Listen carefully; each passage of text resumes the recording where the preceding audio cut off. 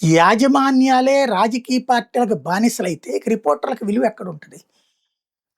తెలుగుదేశానికి సంబంధించిన వాళ్ళందరికీ ఈనాడంటే మాదే పేపర్ అన్నటువంటి ఫీలింగ్ ఉంది.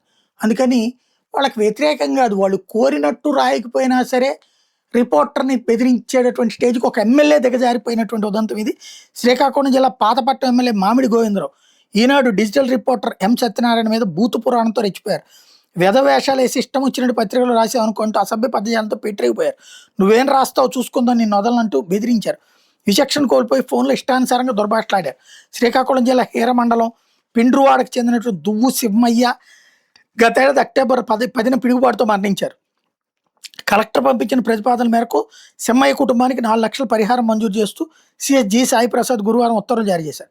ప్రభుత్వం వాటిని జీఓఐఆర్ వెబ్సైట్లో ఉంచింది. దాని ఆధారంగా ఈనాడు దినపత్రికలో శుక్రవారం ఆర్థిక సాయం మంజూరు శీర్షికతో వార్త ప్రచురితమైంది. దీంతో శుక్రవారం ఉదయం ఎమ్మెల్యే మామిడి గోవిందరావు శ్రీకాకుళం జిల్లా రిపోర్టర్ ఎం. సత్యనారాయణకు ఫోన్ చేసి బూతులు మొదలుపెట్టారు. నేను చెప్పకుండా జీవో వివరాలతో వార్త ఎలా రాస్తారంటే రెచ్చిపోయారు. ప్రభుత్వం జీవోలను రోజు వెబ్సైట్లో పెడుతుందని, వాటి ఆధారంగానే వార్తలు రాస్తామని రిపోర్టర్ చెప్తున్నా వినిపించుకోకుండా నేను తిరగబడకూడదని ఊరుకుంటున్నా. డబ్బులు కావాలంటే కుక్కలకి వేసినట్టు వేస్తాం కదా, ఇలాగే రాస్తే నా పని నేను చేస్తా అంటూ నోటికి వచ్చినట్టు మాట్లాడారు. ఇది దరిద్రం.